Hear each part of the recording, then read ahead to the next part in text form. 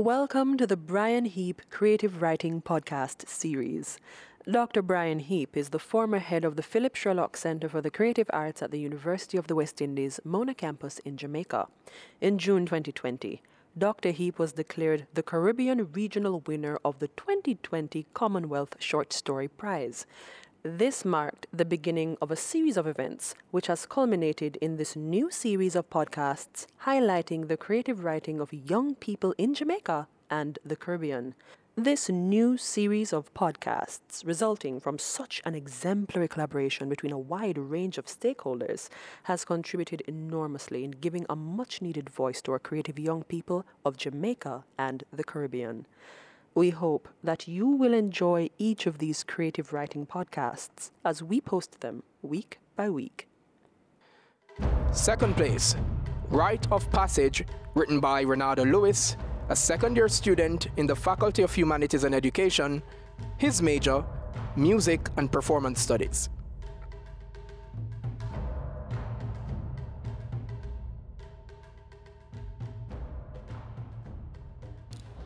Anticipation of the battle to come. Nerves on edge, overcome by the inability to remain still.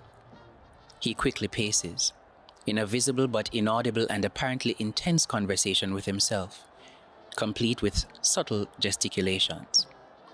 It is clear 16-year-old football prodigy Kevon Kickers Dennis is nervous.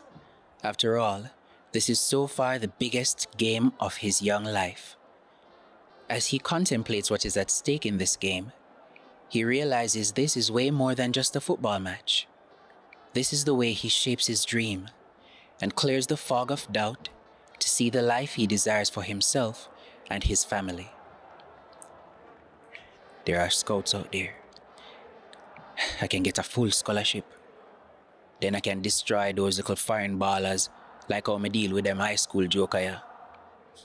Then, might only have to play 1 year of college before I go professional. He thinks to himself, but this is by no means a new thought. This plan has been evolving since the seeds were planted in his impressionable mind while watching the English Premier League with his father, Bradley Dennis, at just 4 years old. Nervous contemplation is disrupted by Coach Jeffrey's yelling, "Listen up!" After looking around to make sure he has gained everyone's attention, he continues, "We all know that this team has come this far because we rely on, trust, and support one another." Looking directly at Kevon, as if to drive home the point specifically to him. "We are not a collection of good players. We are one great team." The locker room explodes with shouts of agreement. Coach goes on at the top of his voice over all the shouting, cheering, high-fiving, and chest and fist bumping. "Now, make we go out there and win this thing." As Kevon charges out with the rest of his team, Coach Jeffrey stops him and says, "Listen, Dennis, me know you know some recruiters out there and you want them to see what you can do. The best way to show how great you are is to make everyone around you better by giving them a chance to shine as well." Kevon nods in agreement, and as he turns to walk away, Coach Dennis says softly to him what he always screams from the sidelines. "Dennis." Kevon turns around and they both say, "Pass the ball." They both laugh. The national anthem has been played and both teams and all the fans are ready to go. This game is against their arch rivals, led by arguably one of the best young strikers in the Jamaican Schoolboy League, Jonathan "Jono" Fredericks.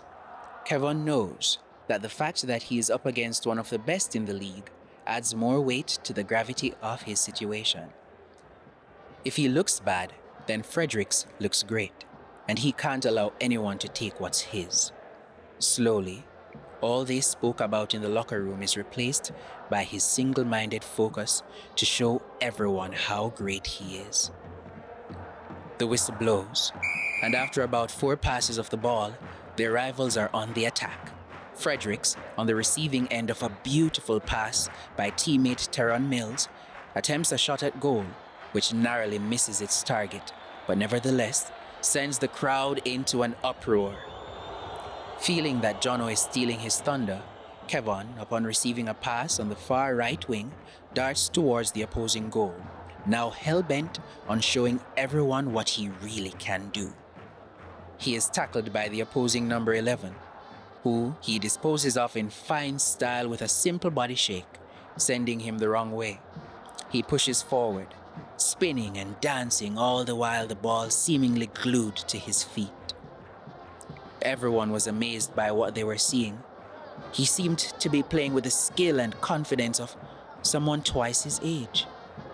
Fredericks was not having this, and started towards Kevon.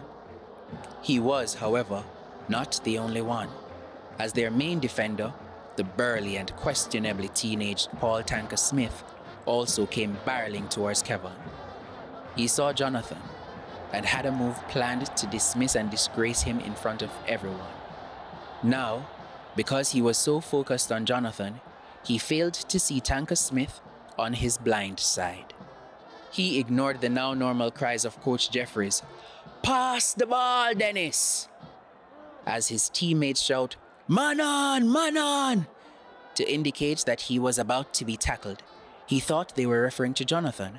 Kevon thought to himself, "Come man, may I have something for you?" As Jonathan reaches within range, Kevon flicks the ball into the air and over the head of Fredericks, who is sent sliding in the opposite direction. With an immense feeling of satisfaction, he turns to continue his demolition of his opponent's defenses, but is immediately met with an unexpected and powerful blow as Paul Tanker Smith, living up to his nickname, collides full force with Kevon. As they both fall to the ground, the referee stops the game. Moments later, Smith begins to struggle to his feet as Kevon remains motionless on the turf. He slowly begins to come around, and as he opens his eyes, he sees a beautiful girl who he doesn't recognize. He groggily says, "Him must get a red card for that." He tries now to open his eyes fully and looks around and realizes he doesn't recognize anything or anyone he is seeing. Frightened and confused, he is only able to utter the words, "Where me there? Where me there?" over and over again. The unfamiliar girl he first saw says to him comfortingly, "Kriegas, calm down." Further confused, he replies, "What you call me?" "Your name, Kriegas," she replies. "My name Kevon. Kevon Dennis," he counters. He looks to his right and finally sees a face he recognizes. It's Coach Jeffries. Excited and relieved, Kevon says, "Coach, I want to go on. What happened to the game? What me there? What happened to your face? You look like how me feel." He then throws up. Coach Jeffries replies, "You're gonna be okay, son." He then says softly to the female who called Kevon Kriegas, "It looked like the blow caused some kind of memory loss. I could take him to Gorla." Kevon stood up slowly, like a newborn fawn trying out its legs for the first time. He finally gets a chance to really see his strange surroundings. There were weird, advanced, futuristic-looking machines and structures. People dressed in weird-looking clothes, accentuated by glowing outlines. However, the weirdest thing he saw was when he looked at the people gathered around him and realized their skins had all these strange markings like tattoos. Kevon repeated the one prevailing question. Awamide. The young girl was about to answer when she was interrupted by the man Kevon recognized as Coach Jeffries, who told him, "You're the home in Mumanzi." Kevon chuckles and passes out. This time he awakens in a bed, surrounded by very advanced sci-fi looking equipment and tools. In his estimation, this was some kind of hospital. He overhears talking and closes his eyes so they would think he was still unconscious, all the while hoping they would say something that would give him some indication as to what was going on. "We're gonna need for remind him about all the important parts of him life, and hopefully something jog him memory," says Gorla. "And if that doesn't work?" asks Hefua. Gorla hesitates, then answers, "Then we'll need to do a cranial probe." "That could kill him," she says.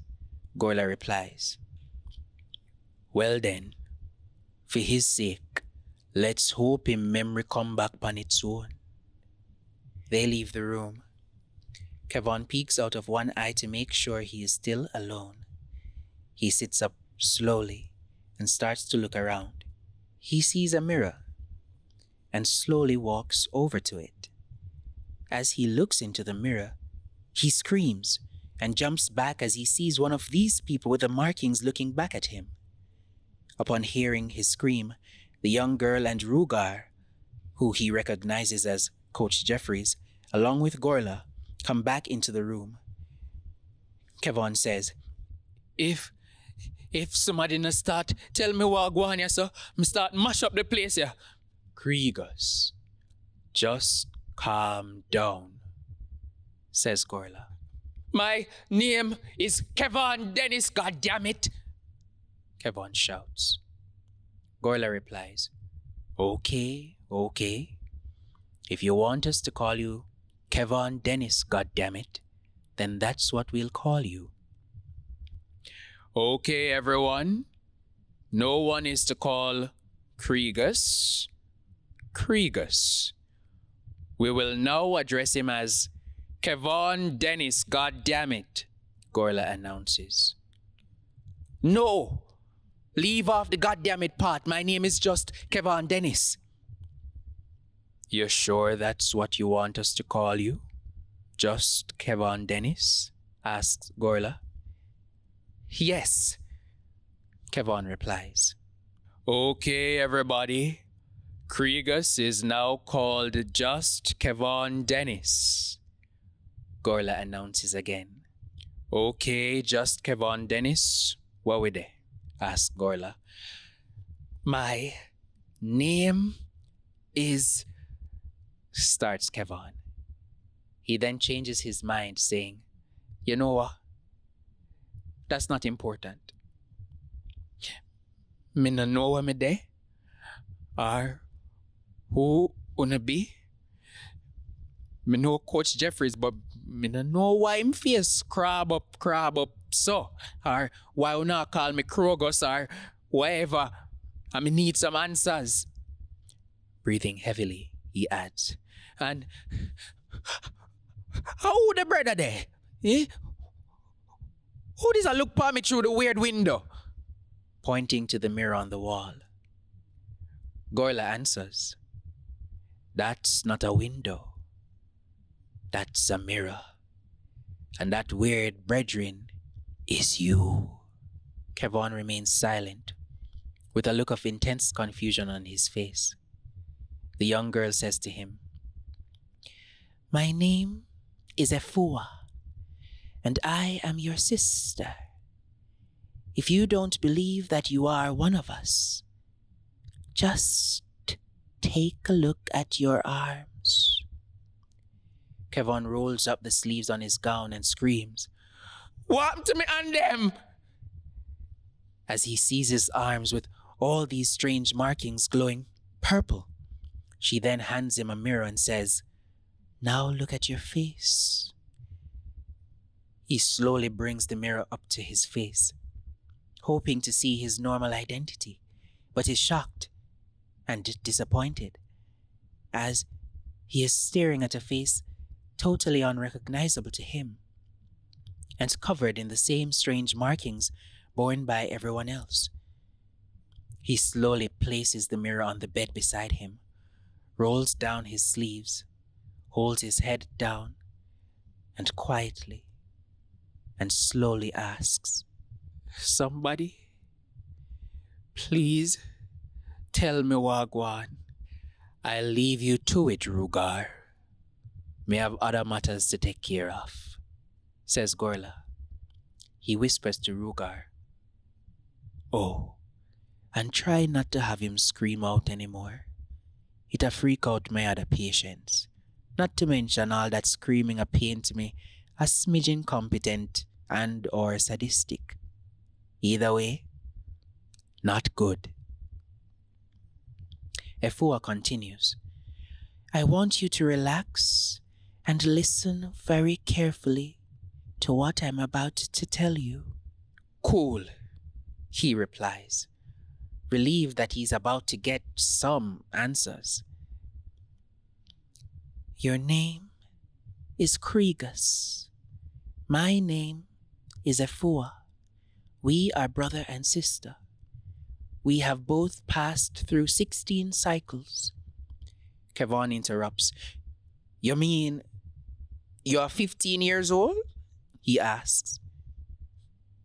"Yes," she says, and continues. "Our parents are Aluna and Oshang. The man you call Coach Jeffries is our trainer Rugar, and the healer, or doctor, is our Mushan, and his name is Gorla." Kevon interrupts. "Okay, so say me believe all of this, which me don't. When me there?" "You are in Mumansi," Efua says with a smile. After a long pause, Kevon replies sarcastically, "Yeah, man." He continues, "So, how me reach Yasso from Jamaica?"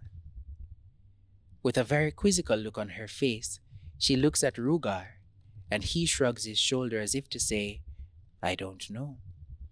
She looks deep into his eyes, showing him all the sincerity she could muster, and says, "Kriegus, Jamaica is not a real place." He begins to laugh hysterically. "What you mean? Jamaica is not a real place?" he asks, mocking her voice in his falsetto. "And that's where I live. And that's where I born. And that's where my friends and family there. Not a real place." "Your favor foolish." "No, really, Kriegus. Jamaica is not an actual place. It's a mythical realm of stories and adventures told to the young ones by the adults to keep them entertained. It's make-believe, Kriegus, and you know this," she explains. As if reaching an epiphany, Kevon exclaims, "Wait, are Reggie putting up to all of this?" "Yeah, man. This has that little Nancy signature all over it. But how him put all of this together?" "No, this is not a hoax," assures Efua. But Kevon was not having it. "Me know at him. That's why him not there. He must be there somewhere else a puppeteer this whole thing," Kevon says. "Where you there, Reggie?" he continues, starting to look into the lights and tubes, shouting, "Where the camera? Is this a camera?" His ranting is interrupted by the entrance of a man and a woman, Efua acknowledges them by saying, "Mother? Father?" The woman runs to Kevon and embraces him tightly. Stunned, he softly says, "Who are you?" She releases her hold and looks deep into his eyes. He continues, "Yo, Mr. Tired. Tired of strange people just a touch me." Still, holding on to his shoulders, she turns to the man and nods. Her father, Oshang, tells Efua to meet them at home. "Where are you going?" Efua wants to know. "To find out exactly what is going on here. As soon as we have all the answers, so will you," Oshang assures her. They take him to the craft they came in, which, to his delight, turns out to be some kind of hover vehicle. "I know you are confused, and I don't blame you, but all will be revealed," said Aluna assuringly. As they fly through the city, it all starts to sink in, and he thinks to himself, "Right now, me now want flying car. Me take coaster, we fly down the road. Me take taxi, we fly around corner. But now, me in our car, we actually a fly." He thinks, "Well, me soon find out what I go on." He concludes.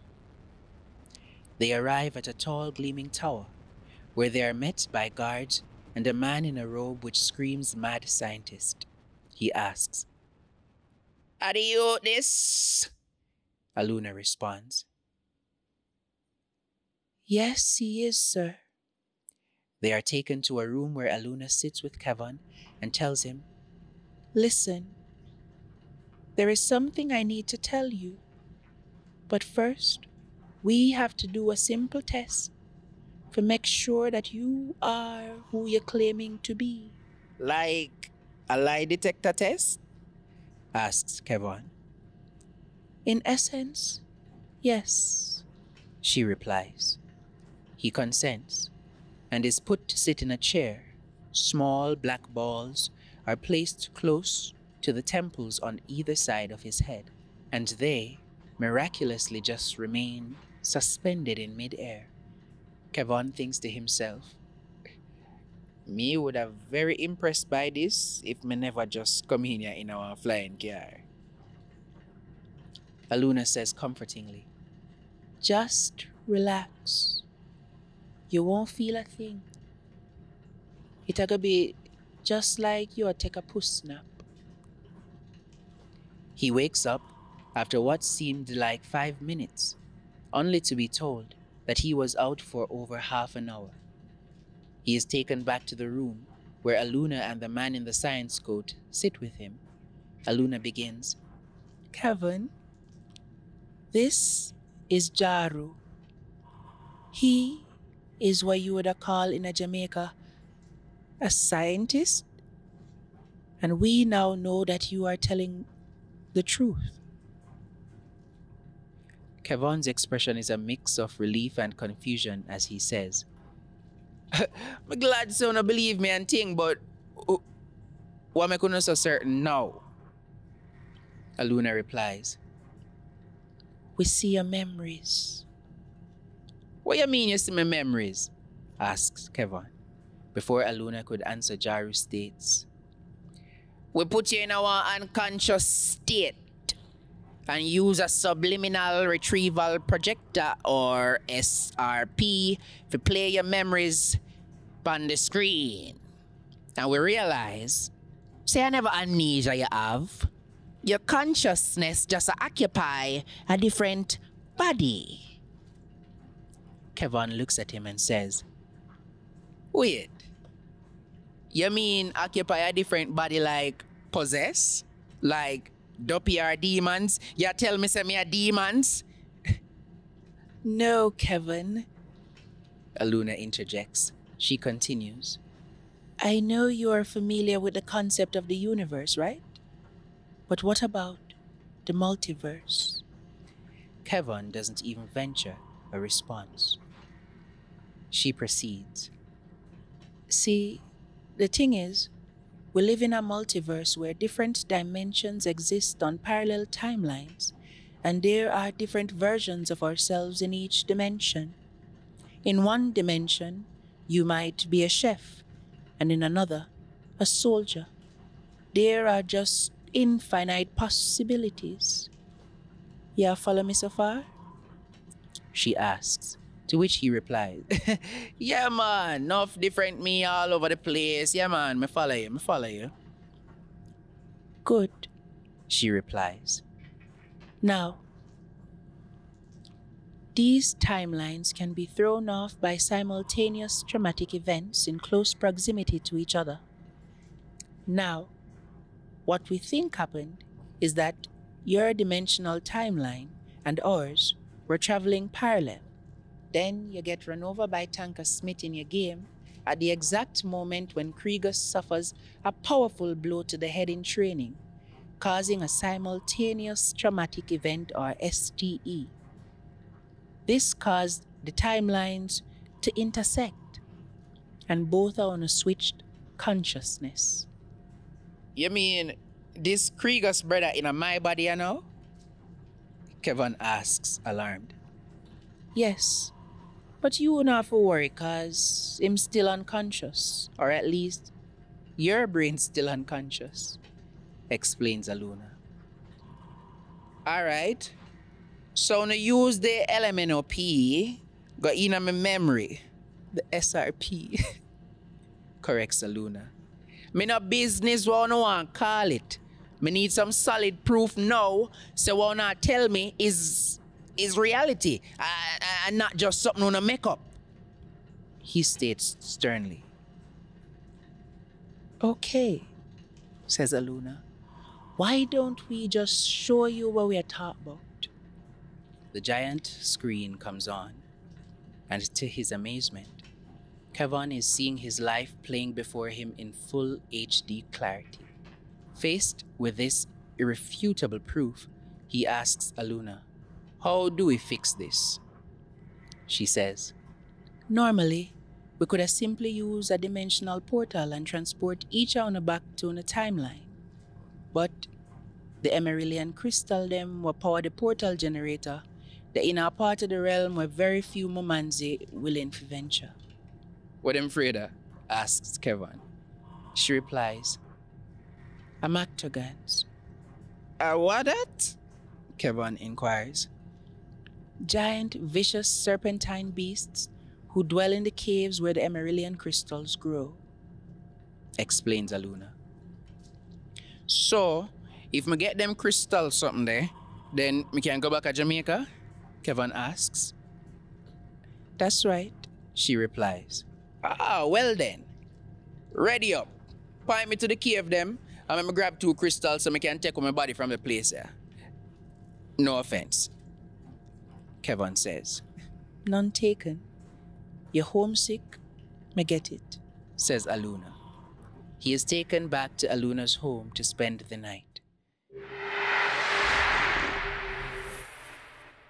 The next morning, while having breakfast, Efua asks her father, Father, since Jamaica is a real place, why we been keeping it a secret all this time?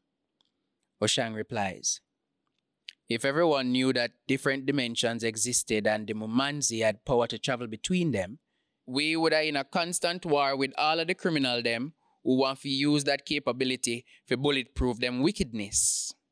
Can you imagine a criminal who could have traveled between dimensions? I didn't look at it that way, says Efua.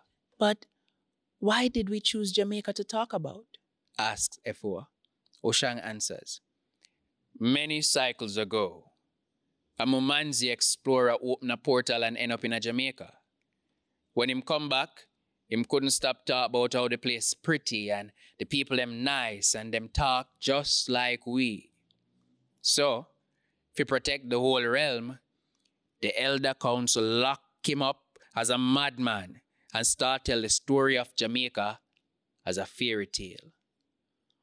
Oh, replies Efua. Yeah, man. I saw the tourists them go on when them drop a yard, man, says Kevin, and they all laugh.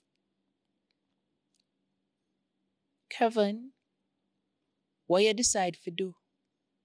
Asks Aluna. He replies, me, I go get the crystal them, so no can ropes up the machine, but me go on my yard, that me pre, replies Kevin. You have no fighting experience? Asks Oshang. You have to fight for survive at Jamaica every day. Plus, me not afraid of lizards, Kevin states confidently. Oshang asks, how do you plan to defeat the Amactagan? I don't know. I just like improvise it, says Kevin. Oshang shakes his head, then says, me will train you. At least that way you might stand a chance. Aluna addresses Efua and Kevin. All right? Listen, we done make it known say Kriegus get back in memory and him okay. So Kevin, your name Kriegus, understand? Yeah, man. I have to keep the dimension secret and thing. Yeah, man. Cool. He replies. But tell me something, Aluna. I mean, mommy. How me I go act like Kriegus if me no know nothing about him? He asks. She answers, Efua will tell you all you need to know. Plus, when we're going at your memories last night, we left a couple things in there. Them will manifest when the time is right. Make your mother so cryptic, my girl? He asks Efua. And what she mean she left some things in there? He continues and Efua replies, That's just her style. You'll get used to it. They are sitting outside after breakfast as Efua prepares to give him the rundown of how things work here in Mumanzi. Okay, you must have a million questions, so ask away. She begins, he replies. All right, number A. Why on the skin crab up so? It look like Uno and some vicious puss go at it and Uno lose bad. Efua laughs, then says, You know, you are kind of funny. Kriegus wasn't much for the jokes. He was kind of serious. All he wanted to do was to be an obal, like Daddy. But to answer your question, we are all born with these markings. They are called Arguan. It is how Mumanzi identify each other anywhere. Just like in Jamaica, you all have these different races. We are one of the many races here. Our Arguan is tied to our extreme emotions. When we are extremely excited or angry, our arms glow purple. When we are extremely happy, they glow black. And when we are extremely afraid, they glow white. All right, so cool. So you said Kriegus wanted to be an obal, what that? Kevin asks. An obal is a warrior who guards our borders. As I told you, we are one of many races, but not all the others are friendly, and many are not as advanced technologically as we are. So instead of trying to learn from us to better themselves, they try to steal what we have and destroy us. Oh, we have whole heap of them there in Jamaica. We call them bad mind people or fussies. Always want to try to keep everybody below them. Once you rise above them, them want to kill you. Yeah, man, me know them, man, he explains. All right, number B. This monster croaking lizards when me have to go fight. How me go kill it? He asks seriously. Well, first of all, 2 arms with claws, a gigantic gaping mouth with countless rows of razor-sharp teeth and a venomous tail. And a Mactagan is way more than a giant lizard. He is an apex predator. So how me go kill it? He asks again. You don't have to.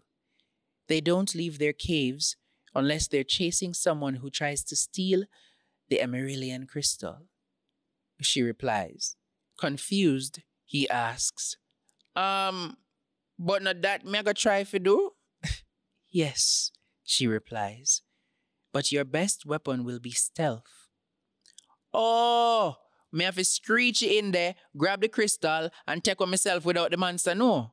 He asks. Exactly, she confirms. Boy, at them time I'm a wish Reggie did there, says Kevin. Why is that? Inquires Efua. Cause me could have just sent him. Them man the thief like puss. They both have a good laugh. Last question, Efua, says Kevin. Why you talk different from everybody else? I'm not sure I know what you mean, she replies. See there? Everybody else would have just said, what you talk about, but you say, I'm not sure what you mean, Kevin explains. She then replies, I'm just speaking properly. Properly? Well, look at you. The plastic not even come off yet. You are what me and my friend them call a BNE, brand new idiot. Anyways, me could get to this training here so I can go on, says Kevin.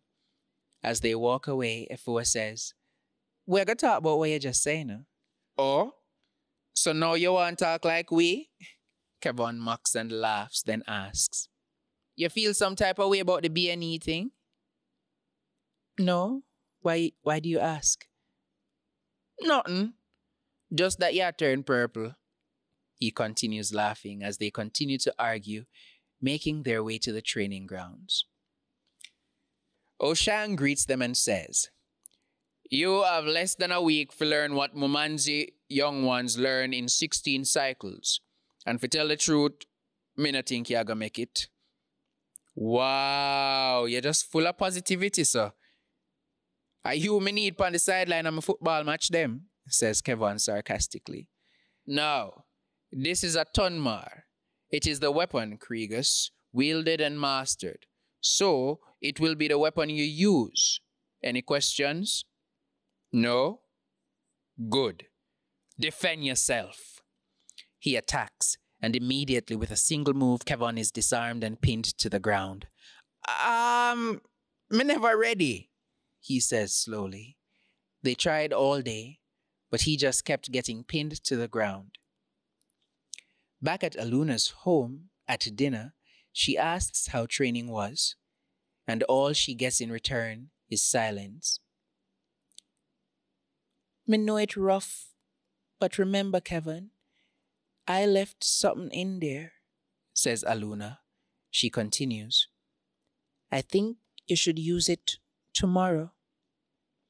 She hands him a small black device with a green glowing button and tells him to press it when he is ready to take his training to the next level.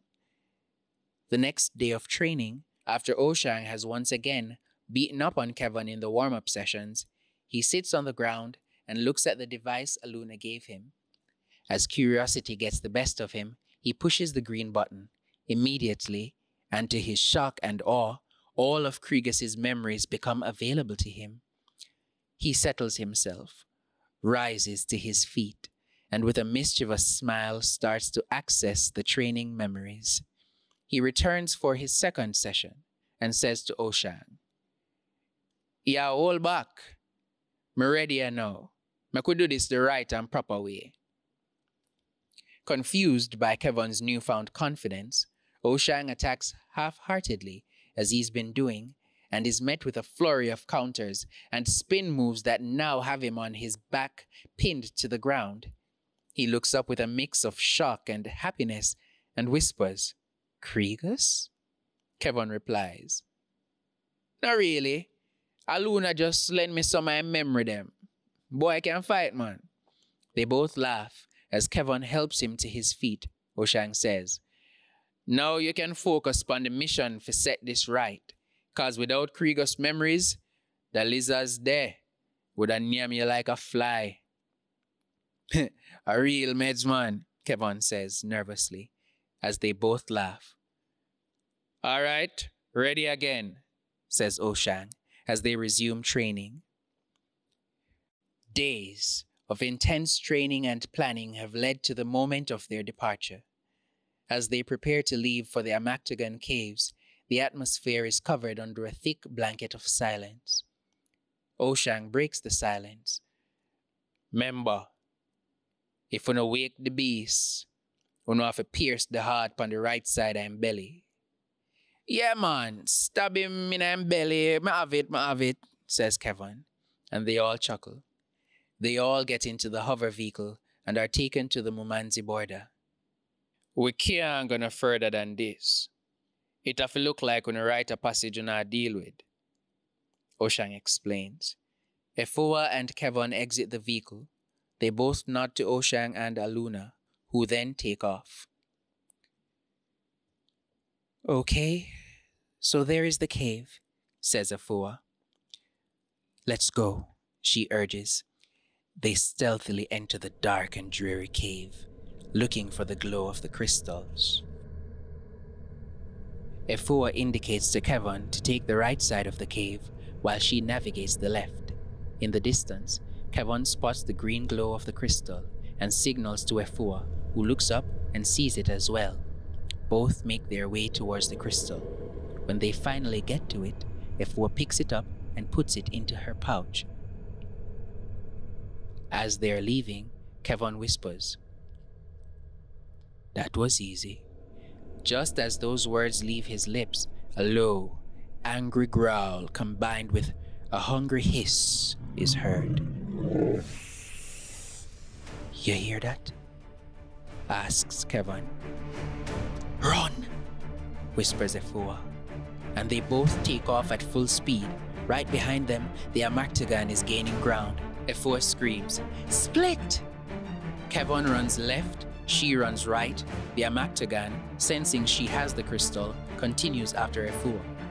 Kevin, seeing this, changes direction and begins to chase the beast. He manages to catch up to them by leaping from stalactite to stalactite, eventually landing on the beast's back while activating his Tunmar staff and driving it deep into the slimy flesh of the Amactagan. This turns its attention from Efua, who seizes the golden opportunity to plunge her weapon into the right side of its soft underbelly.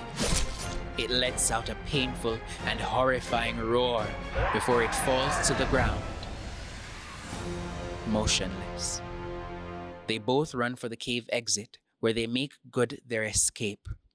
After putting some decent distance between themselves and the cave for fear of an Amactagan pursuit, they stop for a moment. "That was stupid. You should have left me," says Efua to Kevin. "Oh, thank you for saving my life, brave Kevin. How will I ever repay you?" he says, mocking her in his best falsetto impression of her voice.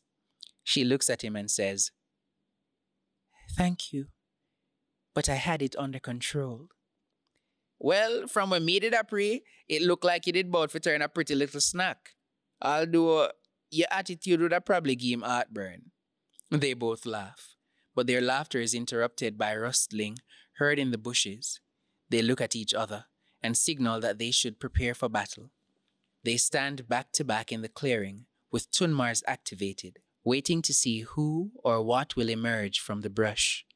To their most unpleasant surprise, it was a member of the vicious Helian tribe. Efua whispers, "Run!" and they both take off at full speed. By the time they look back, they realize that they are now being chased by 6 Helians who are gaining fast. "Grab my hand! Come now, turn back for you again! Me do me good deed for the day already," Kevin says, while reaching back for Efua's hand, as if anticipating a baton change. They are now within sight of the Mumanzi border and begin to shout at the top of their lungs, "Raise the shield!" The shield is raised after defense systems recognize the two as Mumanzi candidates returning from their Rite of Passage. A platoon of Obals with Tunmars at the ready run out to meet them and intercept the Helians. Realizing they were outnumbered both in man and firepower, the Helians reluctantly decided to retreat. Kevin and Efua, now safely inside Mumanzi borders, are greeted by Oshang and Aluna. "Success or failure, young warriors?" asked Oshang. Kevin and Efua both smile As Efua hands her father the pouch, he opens it and smiles and nods after taking a look inside. They all board the hover vehicle and leave. Back at the lab, where they first took Kevin, they are setting up for the cross-dimensional transfer. Efua walks up to Kevin's bedside, where she smiles and says, "Me gonna miss you, you know, big idiot boy." They both laugh. Kevin then states, "That me a talk about, I saw you for talk." But real meds. Me gonna miss you too. Oshang and Aluna join Efua by Kevin's bed. Aluna says, "You is a very brave, smart young warrior. And me know your parents must proud of you. Cause my glad bag bust for see how you evolve into a real mumanzi." All their markings begin to glow purple, including Kevin's. "I hope you take this same warrior spirit onto the football field when you get home. You are gonna be unstoppable," says Oshang. Just before Gorla engages the portal generator, he says to Kevin, "Safe trip, just Kevin Dennis." The portal opens, with bright, multicolored lights, filling the room, and the next thing he knows is he's waking up in a hospital, surrounded by his family. Everyone gets excited when they realize Kevin is awake. His mother holds his hand and almost in tears says, "Me think me did lost you." Kevin says, "Mommy, you wouldn't believe the dream I'ma have."